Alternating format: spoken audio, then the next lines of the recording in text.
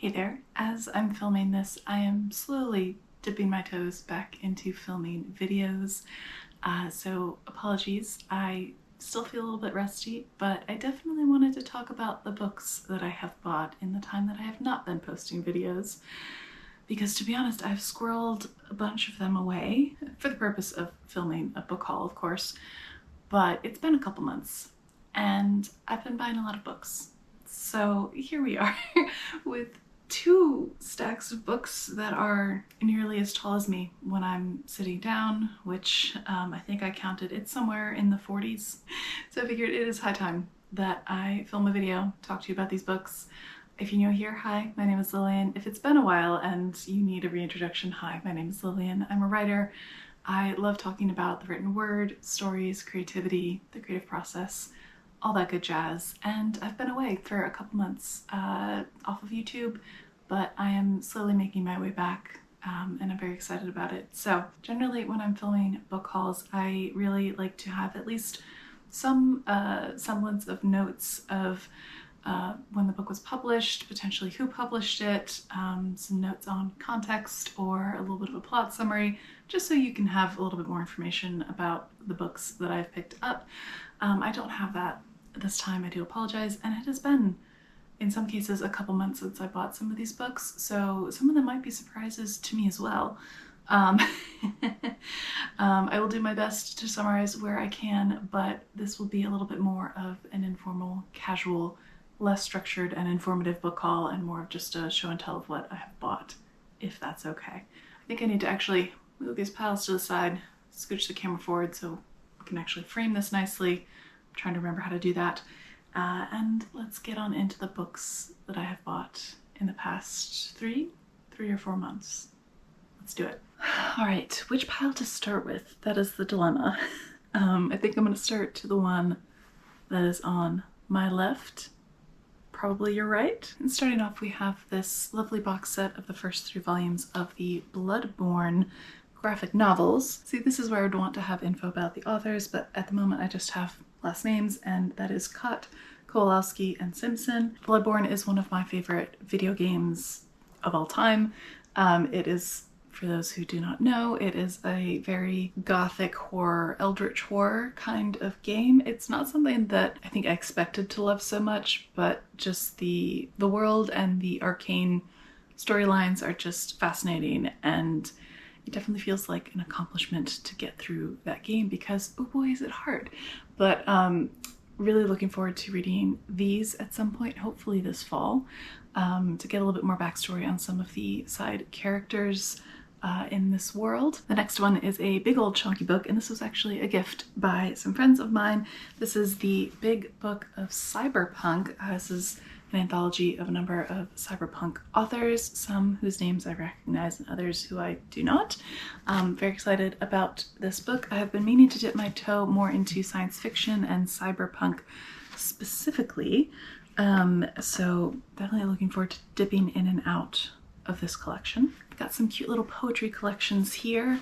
The first is The Complete Poetry of Edgar Allan Poe. I think I have a bind up of his complete works. It was a book in my grandparents' library at one point, and while it is lovely to have, and I do flip through it sometimes, I did want to have my own copy of his poetry so that I could annotate it, and also I appreciate that this is a nice slim little volume that I can easily throw in a handbag and take with me instead of the whole omnibus of his work. So there's that. And then we also have The Wasteland by T.S. Eliot and Other Poems. I've been meaning to pick up an edition of T.S. Eliot. He's sort of one of the larger names in modern 20th century poetry. And so I enjoyed this cover, this edition, so I snapped this up a month or 2 ago. I don't know for sure if this is the last novel that Mary Shelley published or one of the last, but this is Mary Shelley's The Last Man, and it is a early dystopian novel. It was apparently written while she was in a self-imposed lockdown after the loss of her husband and children, and in the wake of the climate-changing Mount Tambora eruption and the raging cholera outbreak. The Last Man is the first End of Mankind novel. Of course, I mean, go ahead and flex, like, create science fiction as a genre as well as dystopian, why don't you, Mary Shelley? It says it's an early work of climate fiction and a prophetic depiction of environmental change, so looking forward to this. looking forward to all of these books, but can't help but say, for probably each one of these, apologies. These book piles have been sitting here so long that they have accumulated dust. That tells you anything. Okay, I think we are back after my camera took a tumble. Can you tell it's been a little bit since I have filmed? The next book that I was going to mention is one that I pre-ordered back in the summer, and that is The Missing of the Somme by Geoff Dyer. The First World War is one of my favorite periods in history to study, as well as incorporating aspects of analyzing remembrance and how we remember various events throughout history as modern day people. This says it is part travelogue, part meditation on remembrance, and completely unabashedly like any other book about the First World War. Through visits to battlefields and memorials, Geoff Dyer examines the ways that photographs and film, poetry and prose created, sometimes in advance of the events described, the way we would think about and remember the war and its most devastating days. I think I initially heard about this book because the introduction to it is written by one of my favorite historians, Drew Gilpin Faust, whose memoir I read either this year or last year. Time Isn't Real. Really enjoyed her memoir, really enjoy her scholarship, and so when I heard that she had blurbed this book, and it's also in line with one of my big historical interests, no-brainer. Next up we have two history-related memoirs, accounts. The first one being Homage to Catalonia by George Orwell. This is a memoir depiction of his time fighting during the French Civil War in the 20th century. It says, in 1936, originally intended merely to report on the Spanish Civil War as a journalist, Orwell found himself embroiled as a participant, as a member of the Workers' Party of Marxist Unity. Fighting against the fascists, Orwell's true account of life in the trenches with a democratic army, quote-unquote, composed of men with no ranks, no titles, and often no weapons, and of his near-fatal wounding is painfully vivid and occasionally comic. The Spanish Civil War is a time period, event, history that I would like to learn more about, and having read some of Orwell's other famous books, I'm definitely curious to check this out as a means to have more insight into his life, but also potentially how the events of his life and potentially the events of this part of his life influence those later works. So that is Homage to Catalonia. And then another war-related memoir diary. We have A Chill in the Air, an Italian war diary from 1939 to 1940. This is by Iris Orgio. I apologize in advance for any mispronunciation I am about to commit, but the description says, in this previously unpublished and only recently discovered diary, Iris Orgio, author of the classic War in Var de Orsia, provides a vivid account of how Mussolini decided on a course of action that would devastate his country and ultimately destroy his regime. Her diary describes the fascist government's growing infatuation with Nazi Germany as Hitler's armies marched triumphantly across Europe and the campaign of propaganda and intimidation that was mounted in support of its new aims. This book ends with the birth of Orgio's daughter and Orgio's decision to go to Rome to work with prisoners of war at the Italian Red Cross. Personally, big fan of memoirs, diaries, and curious to see what this one holds. The next three volumes are actually physical copies of a Culture and Politics magazine subscription publishing thing. What is this? This is Liberties. This is, on the back, here we go. Liberties is an independent journal of ideas that publishes serious, stylish, and controversial essays about significant issues in culture and politics in America and the world. I picked up this first volume initially at the National Book Fair that I went to a couple months ago with my friend Michelle, and I actually sat in on a panel where one of the founders of this literary journal was talking with a colleague of hers about the role of critics and the idea of criticism as something that is good for culture, good for discussion, good for just thought in general, and really enjoyed that panel discussion. So at the time picked up the most recent publication by them. This is their summer 2024 collection, and in reading more about this journal and leafing through some of the topics that were being covered in here, I went ahead and subscribed to the journal. They publish 4 times a year, and actually as a gift for subscribing, they sent me one of their backlog publications. So I have, this one is their winter 2022 edition, and recently the fall 2024 edition came in. So that is Liberties. Looking forward to delving into these. The next book I'll talk about is Lost Lake Stories by Mark Soluka. This was one of my summer reads, and I'll just say it is probably in the running to be, if not my favorite book of the year, at least one of my favorite books of this year. This is an incredible collection of interwoven short stories that feel very, I guess I would say nostalgic, but in the way of the narrator is looking back at sort of these gossamer memories of his childhood growing up in the summer, going to a lake in upstate New York and staying there in a cabin with his parents. His parents are both Czechoslovakian or Czech Republic, no, Czechoslovakian immigrants to the United States, and there are a number of other immigrant Czech families that also come to this lake. The writing in this is just absolutely gorgeous, and some of the other books in this pile are by this author who I had not heard of. I actually picked this book up, I think it was at a used book sale, because the cover intrigued me, and I read the description, the first couple lines, and I was sold. But I will talk about this more either in a favorite books of the year video, or I might at some point try to dedicate an entire video to reviewing this book because it is chef's kiss. This is a little copy of I, Robot by Isaac Asimov.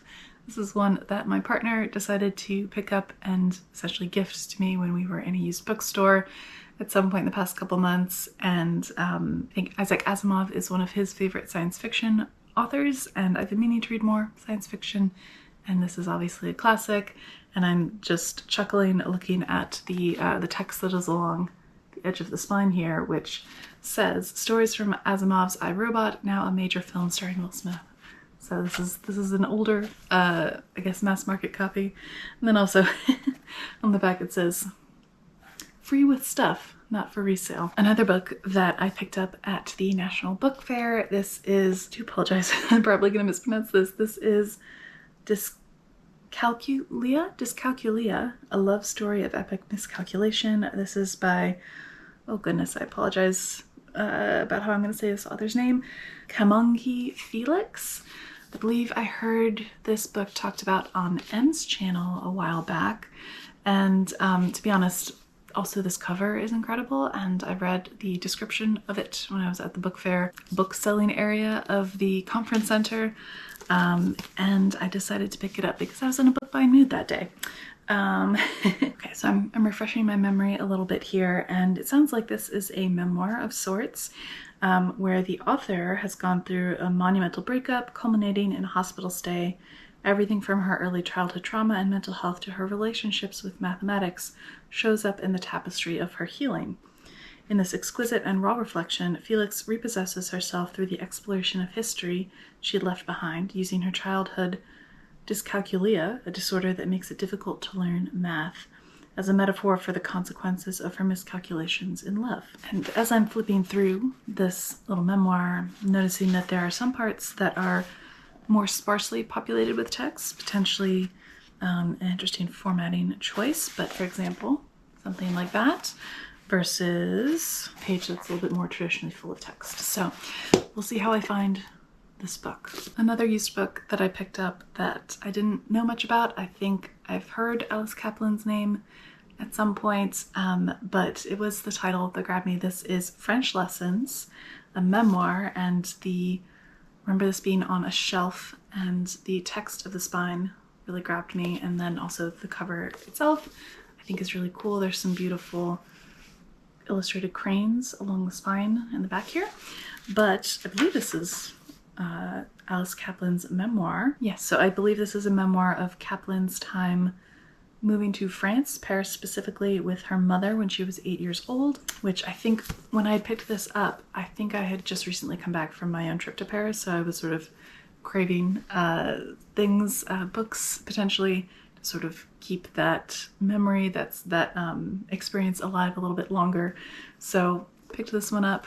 I'm always down for a good memoir. As I'm looking at these stacks of books that we're going through here, I am noting that I think that I definitely leaned more into buying nonfiction than fiction, so just a heads up on that. There's definitely some fiction in here. There's definitely majority of nonfiction though.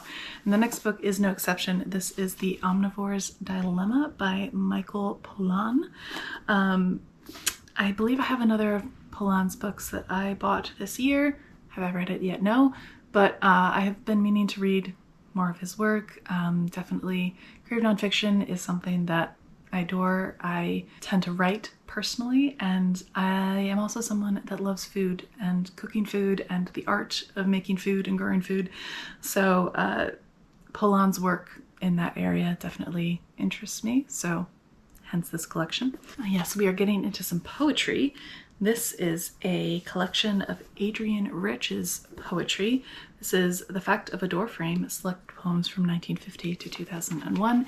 Adrienne Rich is a name in 20th century poetry that I've definitely been meaning to check out, so I'm definitely excited to have this collection and have a nice bind up of her poetry. The next poetry collection we have is called The Angel of History. This is by Carolyn Forche.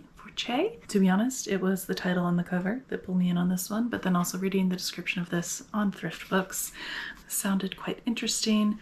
I am quite often in the market for more poetry, and I've definitely been feeling reading poetry as of late, so I'm glad to have these. Reading the description of this collection, it is definitely on brand for me. It says, Forche's ambitious and compelling third collection of poems is a meditation on memory, specifically how memory survives the unimaginable. The poems reflect the effects of such experiences. The lines and often the images within them are fragmented, discordant. It's a collection that deals with topics of war and genocide, the atomic bomb, large violent events of the 20th century. I know some people would probably look at me weird for saying that I'm looking forward to this likely heavily themed collection, but again, it is on brand for me. Louise Gluck is a poet that I've been meaning to pick up for, again, a long time, and so I found this collection of hers, Averno, on Thrift Books, and it jumped into my little cart and came to me. I have seen so many snapshots and quotes of Gluck's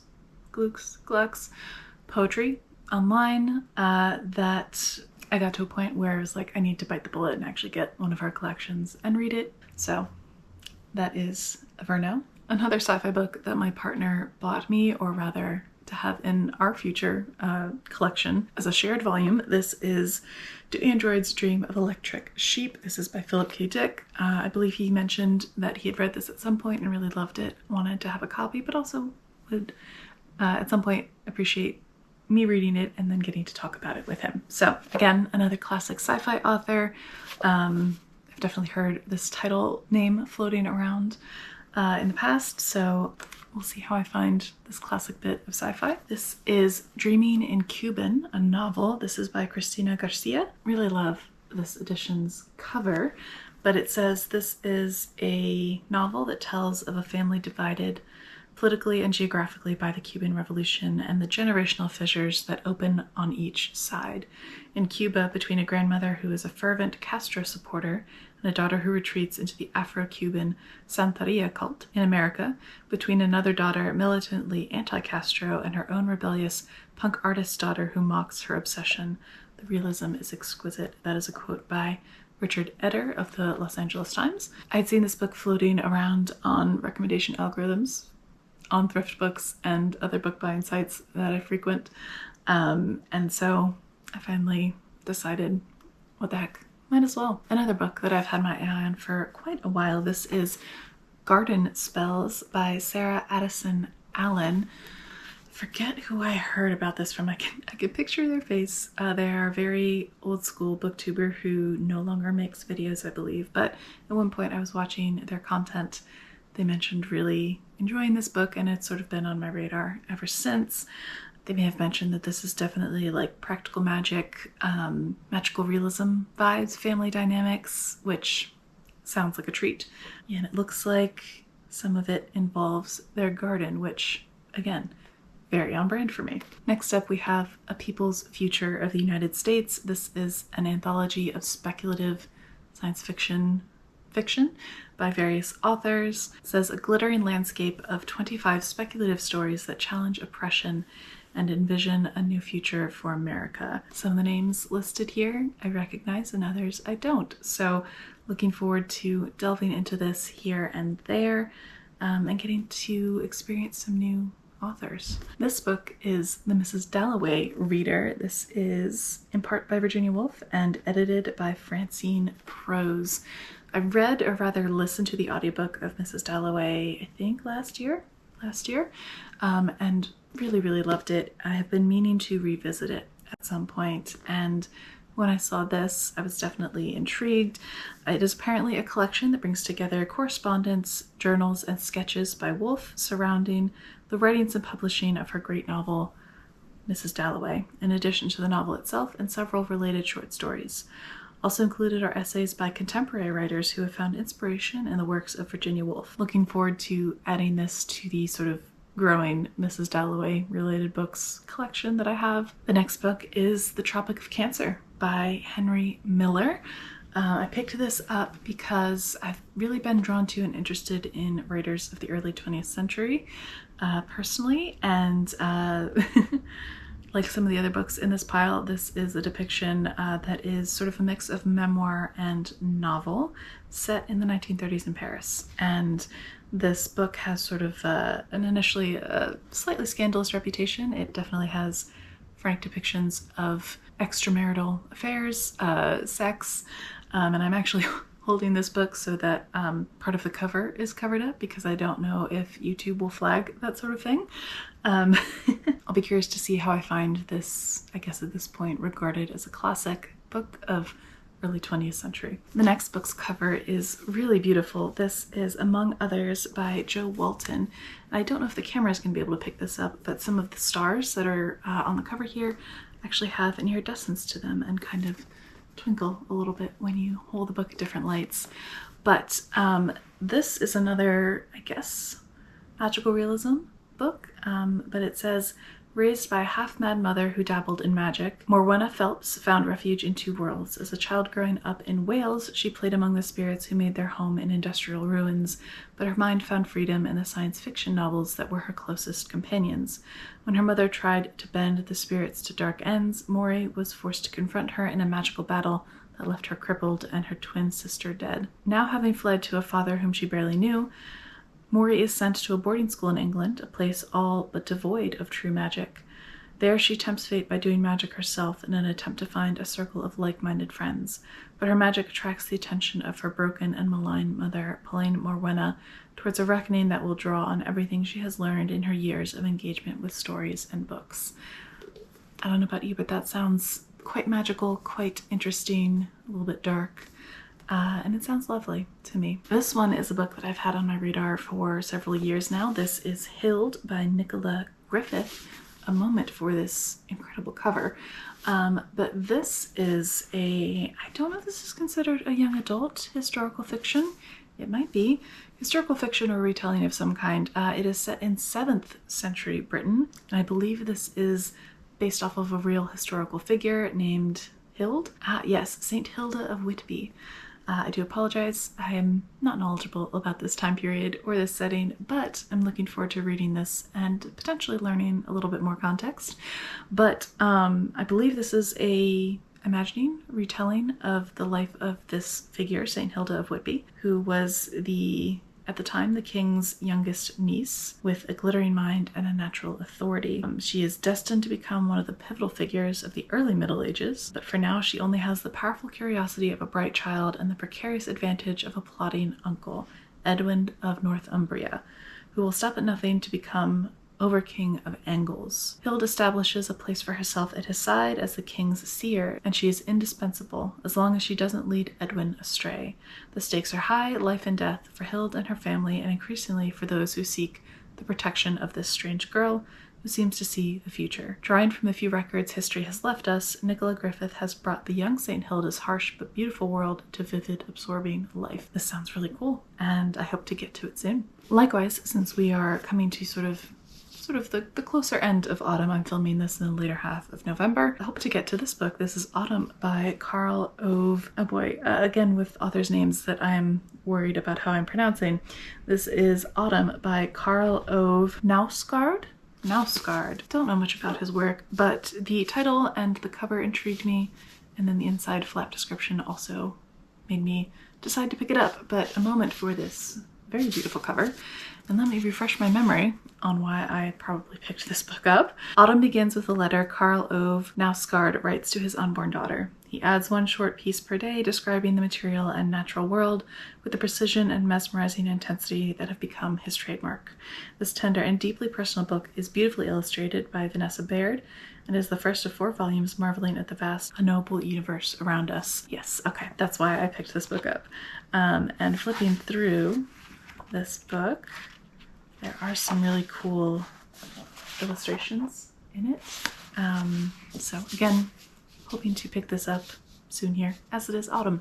Okay, so we have A Constellation of Vital Phenomena by Anthony Murrah. I think I heard about this several years ago on Jen Campbell's booktube channel. And I finally have my hands on a copy. Yes, so this is a historical fiction book set, I believe, during the Second World War, around that time potentially. But it is set in a small rural town in Chechnya, where we have an 8-year-old named Hava, who's watching from the woods as Russian soldiers abduct her father in the middle of the night and set fire to her home. It says, but over the course of 5 extraordinary days, Sonja's... Okay. Oh, so it sounds like this is a dual narrative. So we have Hava and we also have Sonja. And so it says here, but over the course of 5 extraordinary days, Sonja's world will shift on its axis and reveal the intricate patterns of connections that weave together the past of these 3 unlikely companions and unexpectedly decides their fate. So it sounds like there are 3 potentially main characters. Another classic, we have Swans Way by Marcel Proust. Proust is an author that I think I'm slightly intimidated by, but have been meaning to pick him up and decided at one point or another when I came across this in very good condition used copy of his first in, believe, which series is this by him? I think it's his multi-book series In Search of Lost Time. But I have heard over the years really good things about his work in general, the way he depicts human emotions, human relations, family dynamics. So we'll see how I find him. This translation is done by Lydia Davis. So that is Swans Way by Marcel Proust. Next up is a memoir called Naked in the Promised Land by Lillian Fatterman. If you are unfamiliar with Fatterman's work, she is a prominent queer historian, I believe mainly focusing on US queer LGBTQ+ history. And this is her memoir of her time growing up and coming out and becoming a historian. Yeah, so it is just based on the description that I'm revisiting here. It's a telling of her early life as well as her time making her way through University of California, Berkeley, but doing so, making her way through financially as a burlesque stripper. A brilliant student, she ultimately achieved a PhD. At last she became Lillian, the woman who in time would be a loving partner, a devoted mother, and an acclaimed writer, and a charismatic, groundbreaking scholar of gay and lesbian studies. Personally, I've read excerpts of Fatterman's work. I'm looking forward to checking out this book as well as her actual books on queer history. That is the first pile done. Let's dig on into this second pile, shall we? First up, we have a book that I finished somewhat recently. This is Ripe by Sarah Rose Etter. I believe this is a debut by her. I went into this with somewhat high expectations and ended up coming out slightly disappointed, actually largely disappointed. In this book, we're following a main character as she navigates her high-pressure job in Silicon Valley, all the while being burnt out, sleep-deprived, and still living paycheck to paycheck. She struggles to reconcile the glittering promise of tech with an untenable cost of living and the abject poverty all around her. I think one of my main issues with this book was that it felt very one note, or like pressing the same note over and over again. It was just kind of like despair, despair, despair. But not really in any, to me, what felt like a nuanced way. It's just sort of a slow and steady like decline of this main character's life. There's really no means of recourse or, I guess, conflict or standing up for herself or any resistance on her part to what is happening around her, happening to her, things that are being imposed upon her. And so just, again, it felt very one note. It felt pretty flat to me. Those are my thoughts on Ripe. Oh, I will also say it also just felt very on the nose in a way that didn't feel subtle or nuanced. And yeah, was not a fan of that. Wasn't a fan of it. Next up, we have Pandora's Jar by Natalie Haynes.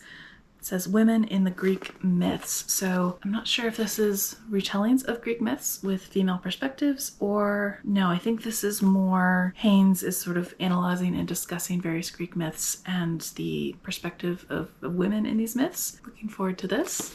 And then another book that was gifted to me by friends. This is The Memory Police. This is by Yoko Ogawa. This cover is really cool, and it sounds like it is somewhat of a sci-fi dystopian kind of a book. It says The Memory Police is a stunning novel about the trauma of loss. I think the way that my friend described this to me was that, or the premise of The Memory Police would be, you have this group of people being depicted who live on an unnamed island, but objects start to disappear, and with them the people's memories of these objects. I believe that's how he described it. But that sounds really interesting, really intriguing, and yeah, looking forward to this one. Catherine Mansfield is another 20th century writer that I've been meaning to pick up, and this is a collection of her short stories. Fell in love with this cover. So this was at a used bookstore near where I work, which is dangerous. Yes, it looks like most of these short stories are ones that she wrote between 1910 and the early 1920s. So, and it comes with a bookmark. How lovely. This is, let's see, bookmark. It says Schuler's Books Cafe. So look up where that is. That's cool. I also have another book that has been on my radar for a bit. This is the Occupation Trilogy by Patrick Modiano. Oh boy, there's some French in some of this, so again, my apologies. But this is the winner of the Nobel Prize in Literature. So I'm guessing this is a bind-up of the three books that are in this trilogy. First being La Palais de l'Étoile, The Night Watch, and Ringroads. And there's a preface by William Boyd. Yeah, so it sounds like he started to publish this trilogy in the late 1960s, but it is a depiction of either Paris or France at large during the German occupation of the Second World War. And would you believe it? This book also came with a bookmark that I didn't realize. Let's see, this one is Joseph Fox Bookstore. This is in Philadelphia, Pennsylvania on Sampson Street. Very cool. But yeah, I think I've been definitely feeling some historical fiction recently, and definitely sounds like this is a highly acclaimed trilogy series, and it has been on my radar for a little bit. So that is the Occupation Trilogy. The next one is a very silly book that a friend of mine actually recommended, and I picked up for myself, but also for my partner, who is an avid bird person. He really likes birds. But this is The Field Guide to Dumb Birds of North America. Kind of a coffee table book, but funny nonetheless. You have depictions of the bird over here, and then a very funny rendition of their name and description of their habits. I will not read this one out loud, but you can read it on the screen there. And it is just, it's good for a chuckle. Housefinch. Common name, housefinch. This is Bluff by Denez Smith. Denez Smith is one of my favorite poets that is publishing at the moment. I feel like the majority of their collections that I've read have been absolute favorites, bangers, top of my list for poetry recommendations, and so I believe this is their latest collection. The next two I picked up after reading Lake Stories by Mark Sluka because I loved it so much and needed more of his work. Picked these up on Thrift Books, and this is his memoir called Nobody's Son. The New York Book Review says, Sulka's thoughtful and erudite reflections deepen the narrative and infuse it with compassion. With the rich prose of a novel, Nobody's Son is a story about escapes. Sluka's parents escaping from communist brutality, his father escaping from the oppression of marriage, his mother escaping from the conflict within the author, seeking refuge the only way he knows how, escaping through words. Aside from loving his short story collection, one of the things that made me really want to pick this memoir up is, I believe one of the descriptions or blurbs compared it to Nabokov's Speak Memory memoir that I'm currently reading and really enjoying, and I'm blown away by the prose of it. So that is Nobody's Son. And then we also have another one of his novels. This is The Visible World. The Visible World is narrated by American-born son of Czech immigrants. His New York childhood, lived in boisterous community of the displaced, is suffused with stories, fragments of European history, Czech fairy tales, and family secrets gleaned from overhead conversations. Central in his young imagination is the heroic account of the 7 Czech parachutists who in 1942 assassinated a high-ranking Nazi. Yet one essential story has always evaded him, his mother's. He suspects that she had a great wartime love, the loss of which bred a sadness that slowly engulfed her. As an adult, the narrator travels to Prague, hoping to piece together her hidden past. It sounds lovely. This is another book that I picked up at the National Book Festival earlier this year. This is Night Flyer, Harriet Tubman and the Faith Dreams of a Free People. This is by Tia Miles. This was a book that I went and immediately picked up in tandem with, I can see it over on my nightstand over there. I'll pop it up on the screen. Survival is a Promise, The Eternal Light and Life of Audre Lorde. It's the new biography of Audre Lorde that came out recently, and the two authors were on a panel together talking, and I was so inspired by their words, their wisdom, and if I have a chance I will link the actual panel below in case you're interested. But I was so moved by hearing the both of them speak and talk about both of their respective books that I immediately went and picked up both of them. So this is a new biography of Harriet Tubman. I believe, if I'm remembering correctly, because it's been a little bit, the author is also a historian, and she was doing a new sort of examination of Tubman's life, but through the lens of, I believe, ecology and the context and relevance of climate around her and the environment. Yes, it says, Miles explores beyond the stock historical grid to weave Tubman's life into the fabric of her world. She probes the ecological reality of Tubman's surroundings and examines her kinship with other enslaved women who simply passed through a spiritual wilderness and recorded those travels in profound and moving memoirs. What emerges uncannily is a human being whose mysticism becomes more palpable the more we understand it. A story that offers us powerful inspiration for our time of troubles. Harriet Tubman traversed many boundaries, inner and outer. Now, thanks to Tia Miles, she becomes an even clearer and sharper signal from the past, one that can help us to echolocate a more just and sustainable path. Really looking forward to getting to this one soon. Another book that I picked up after hearing Em talk about it on their channel. This is Praise Song for the Kitchen Ghosts, Stories and Recipes from 5 Generations of Black Country Cooks. This is by Crystal Wilkinson. And I have, again, been meaning to delve more into food writing and the history of various foodways and food traditions, and this sounded lovely. And I believe the way that Em described it and talked about it definitely also inspired me to pick it up. I'm flipping through and seeing some beautiful photography, stuff like this. But it looks like a really cool, like it says on the tin, a cool mixture of looking back at the history, but also weaving in some beautiful recipes that have come from that food tradition history. Basket meeting green beans and new potatoes. That looks very yummy.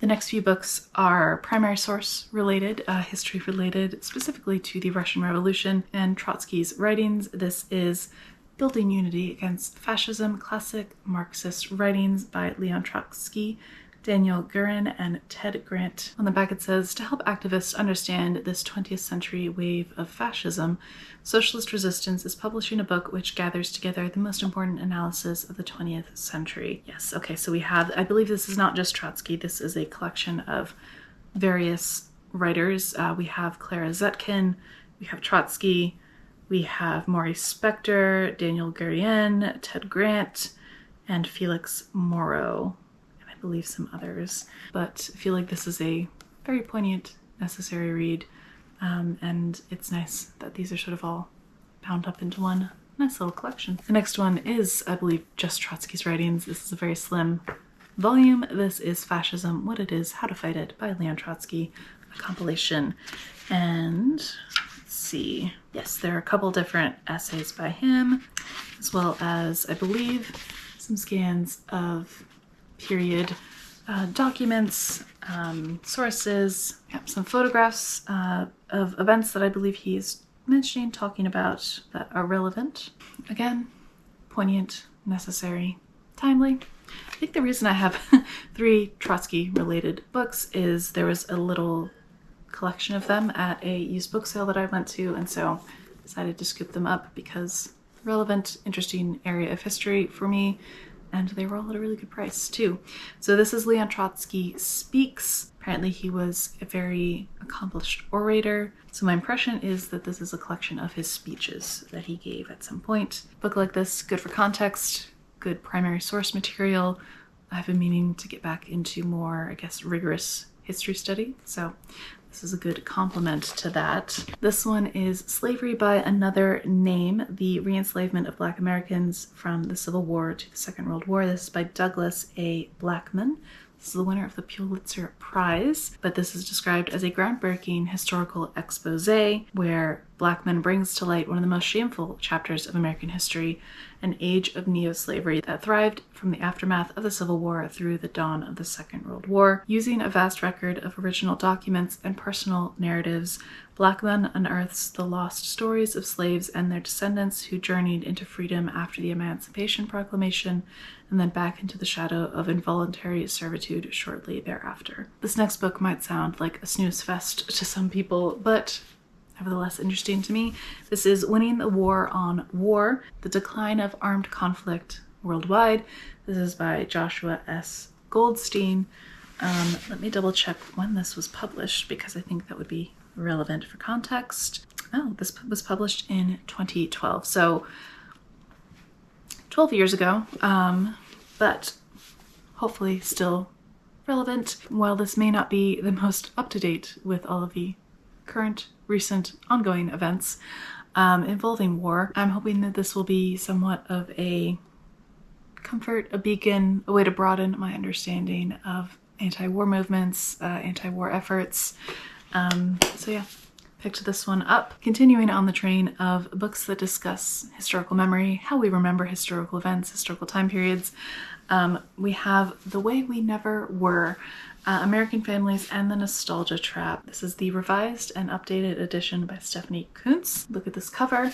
This is also a chunky book. It says, Kuntz approaches the subject of what we now insist upon calling quote-unquote family values in the current atmosphere of a refreshing lack of partisan cant. It says, in The Way We Never Were, acclaimed historian Stephanie Kuntz provides a myth-shattering examination of 2 centuries of the American family, sweeping away misconceptions about the past that cloud current debates about domestic life.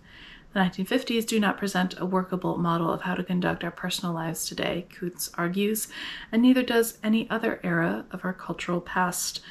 This revised edition includes a new introduction and epilogue looking at what has and has not changed since the original publication in 1992, and exploring how the clash between growing gender equality and rising economic inequality is reshaping family life, marriage, and male-female relationships in our modern era. Let me see when this revised edition came out. This revised edition came out in 2015. I do love me a bit of social, historical, cultural analysis. This sounds fascinating and really intriguing, and looking forward to diving into this one. I feel like I'm losing steam a little bit. My throat is definitely getting sore. Bear with me here. We have another nonfiction book. This is The Metaphysical Club, A Story of Ideas in America. This is by Louis Menand. This is by Louis Menand. Louis?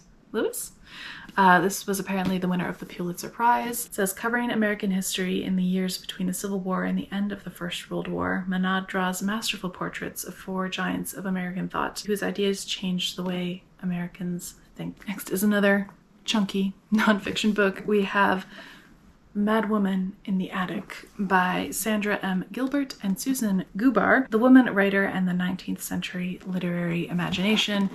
This is a hefty book. It says, Gilbert and Gubar offer a bold new interpretation of the 19th century woman novelists, and in doing so they present the first persuasive case for the existence of a distinctly female imagination. I believe this originally came out in 1979. Nonetheless, I'm interested to see what their interpretations are, their arguings. Oh, that is a cool piece of art to put in on one of the first pages here, Towards a Feminist Poetics. I believe that is a Waterhouse painting. But yeah, this is a big bind-up of historical literary criticism, which, again, some people are going to think is a snooze fest. To me, this is going to be a really exciting read. Next up, we have The Girls Who Went Away, The Hidden History of Women Who Surrendered Children for Adoption in the decades before Roe versus Wade. This is by Anne Fessler. What it says on the tin: a examination depiction of what would happen to young women who did not have access to reproductive health care, abortion rights, prior to Roe versus Wade initially being passed. And then also in a similar vein, we have Wake Up Little Susie. This is single pregnancy and race before Roe versus Wade. It says, Wake Up Little Susie sheds much historical and political light on single motherhood, reproductive rights, and gendered racial dynamics after the Second World War. This study is unique because it explores the different ways society viewed and authorities treated African American and white single mothers in and during the 1950s. This next book does not have a dust jacket. I believe I ordered it off of Thrift Books thinking that it would have one. It does not. This is Bachelor Girl by Betsy Israel. This is one of those times where I wish I had made notes because I'm trying to rack my brain as to the topic of this book, but let me look in at the contents here. Yes, I believe this is a nonfiction book talking about single ladies in maybe the 19th and 20th centuries, but we have chapter titles like The Classical Spinster, Redundance, The Singly Blessed, and The Early New Woman. So sounds like single womanhood being examined, talked about. Picked this up out of general interest because women's history is a point of intrigue for me, but also doing some character research for some fiction that I'm hoping to work on here soon. I think I was on a women's studies, gender studies, feminism book kick. This is Enlightened Sexism, The Seductive Message That Feminism's Work is Done. This is by Susan J. Douglas. And a little look at that cover. Douglas takes readers on a spirited journey through the television programs, popular songs, movies, and news coverage of recent years, telling a story that is nothing less than the cultural biography of a new generation of American women. I'm going to double check when this was published, just so I have context and you have context. Okay, copyright 2010. So it sounds like this will be sort of a cultural examination of the early 2000s since this came out in 2010. Believe still, in a lot of cases, relevant. I think one of the things that I often encounter with books like this, I'm definitely interested in reading them and collecting them, but there is always that element of how currently relevant is some of the information and analysis. Is it sort of up to date with certain practices or viewpoints that might have been adopted? And I'm not saying that this book doesn't have that. It's just something that I tend to keep in mind when purchasing women's studies, feminist-leaning texts. This is another nonfiction book. I believe the remaining books are all nonfiction. This is One Market Under God, Extreme Capitalism, Market Populism, and the End of Economic Democracy. This is Thomas Frank. In One Market Under God, social critic Thomas Frank examines the morphing of the language of American democracy into the cant and jargon of the marketplace. Combining popular intellectual history with a survey of recent business culture, Frank traces an idea he calls market populism, the notion that markets are, in some transcendent way, identifiable with democracy and the will of the people. This sounds interesting to me. My hope is that it doesn't lean too heavily into the economics aspect of it. That is not my forte, my area of expertise as far as study and comprehension. It sounds like this initially came out in 2000, so a little bit dated, but potentially still relevant in some cases. Sort of in a similar vein, we have The Relentless Revolution, History of Capitalism by Joyce Appleby. Yeah, it sounds like this came out in 2010. Looking forward to digging into this one as well. I think something to note should be that capitalism as we know it is a relatively small blip on the timeline of human existence. It's only a recent occurrence in our experience of humanity. And so I think this book will hopefully be an interesting look at that sort of past 200 plus years of capitalism as we know it today, the accelerated growth of it. This next book cover is the really cool, like somewhat like almost matte to the touch, slightly rubberized dust jacket, but which feels really nice in the hand, but also has the propensity to collect a lot of dust and lint and all kinds of things. So I'll have to give this a little bit of a wipe down. Apologies. This is the Black Reparations Project, a handbook for racial justice, edited by William A.